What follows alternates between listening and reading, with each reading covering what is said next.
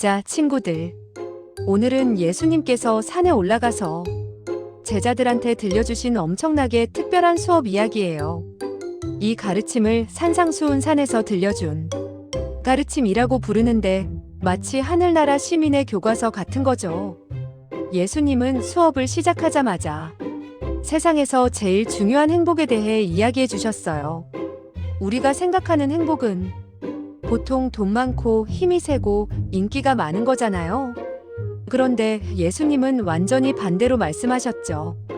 나는 스스로 부족해요. 라고 솔직하게 말하는 겸손한 사람, 그리고 나쁜 일이나 내 실수 때문에 진심으로 마음 아파하는 사람이 복이 있다고 하셨어요. 힘이 있어도 자랑하지 않고 남에게 부드럽고 친절한 사람, 정의가 이루어지기를 간절히 바라는 사람, 다른 사람의 아픈 마음을 보고 도와주고 싶어 하는 사람. 예수님은 이렇게 마음속이 깨끗하고 착한 사람들에게 하늘나라의 선물을 약속하셨어요. 겉모습이 아니라 마음이 진짜 착해야 행복하다는 거야. 그리고 예수님은 제자들에게 아주 중요한 미션을 주셨어요. 바로 너희는 세상의 소금이고 빛이다. 라는 거예요. 소금처럼 세상이 나쁜 길로 가지 않도록 맛을 내고 지켜주는 역할을 하고, 빛처럼 숨어있지 말고 내가 가진 착한 마음과 좋은 행동을 환하게 보여줘서 사람들이 그걸 보고 하나님을 칭찬하게 만들라는 뜻이지요. 쉽게 말해 숨어서 착한 일 하지 말고 세상에 나와서 당당하게 좋은 영향을 주라는 거예요. 옛날 모세가 만든 법에는 살인하지 마라 같은 규칙들이 있었잖아요. 예수님은 이 법을 없애러 온 게 아니라고 하셨어요. 오히려 법이 말하고 싶었던 진짜 마음을 알려주러 오셨다고 했죠. 겉으로 살인하지 않아도 내 마음속으로 친구한테 화내거나 미워하는 것도 살인한 거랑 똑같이 나쁜 거야. 또 겉으로 행동하지 않아도 나쁜 생각만 품는 것도 이미 잘못된 거야. 와, 정말 무서운 수업이죠? 예수님은 우리 마음속의 생각이 얼마나 깨끗한지를 훨씬 더 중요하게 보신 거예요. 그리고 너희를 미워하는 원수까지도 사랑하고 그들을 위해 기도해줘. 라는 가장 어려운 숙제를 내주셨죠. 예수님은 또 이런 사람들을 혼내셨어요. 길거리 한복판에서 사람들 보라고 나팔 불면서 어려운 사람을 돕는 척하거나 길게 기도하는 사람들을 따라 하지 마. 그건 그냥 사람들에게 나 멋있지? 라고 자랑하는 것 뿐이니까. 예수님은 우리가 착한 일을 할 때는 남이 모르게 몰래 하고, 기도할 때도 조용한 방에 들어가서 하나님하고 둘이서만 이야기하라고 가르쳐 주셨어요. 그래서 이때 유명한 주기도문을 알려주시면서 기도는 이렇게 하는 거야 하고 모범을 보여주셨죠.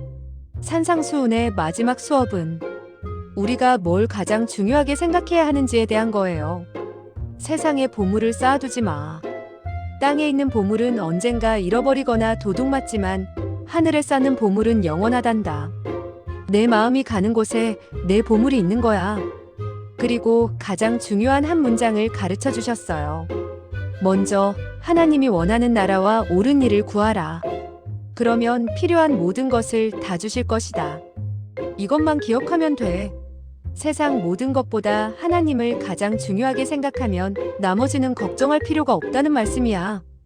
자, 지난 시간에 예수님의 행복 수업, 산상수훈을 들었죠? 이제 예수님은 산에서 내려오셔서 진짜로 놀라운 일들을 보여주기 시작했어요. 바로 사람들의 병을 고쳐주고 심지어 자연까지 다스리는 특별한 능력을 보여주신 거예요.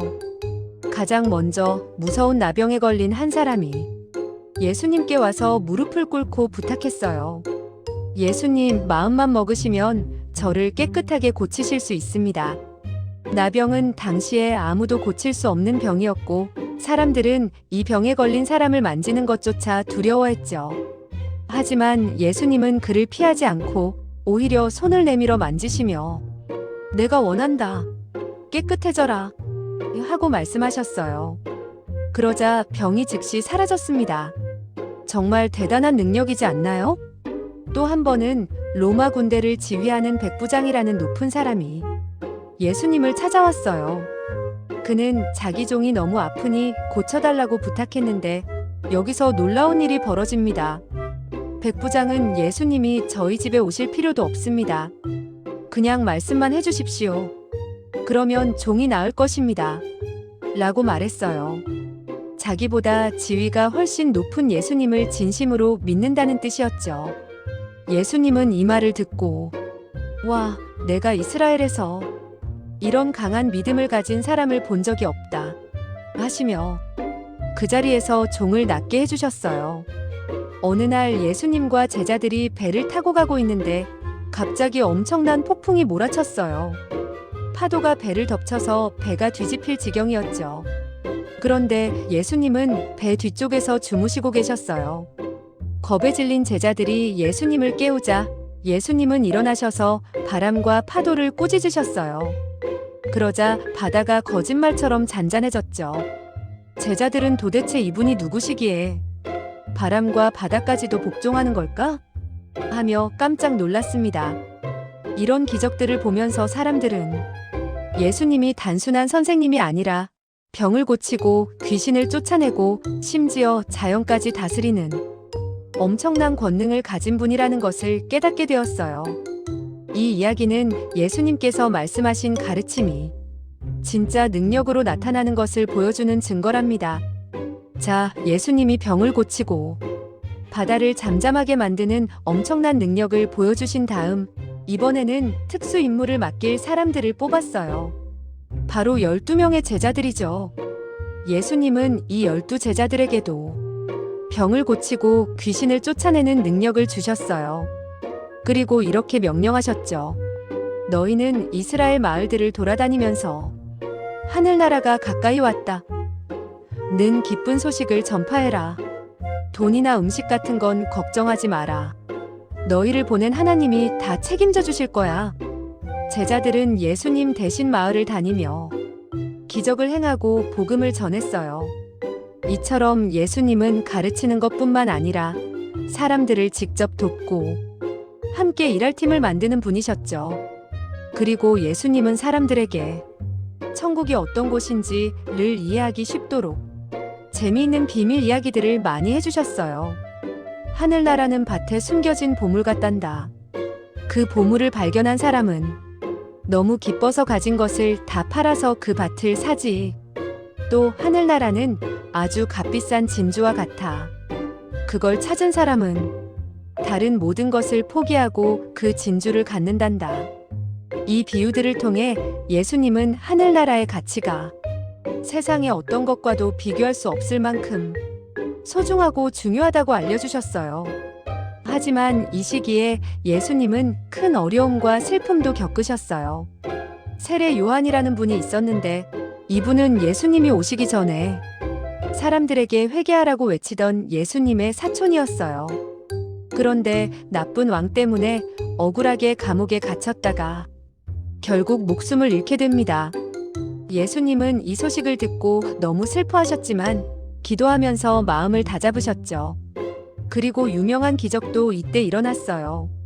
수많은 사람들이 예수님의 말씀을 듣고 배고파하자 제자들은 가진 것이 빵 5개와 물고기 2마리밖에 없다고 했어요.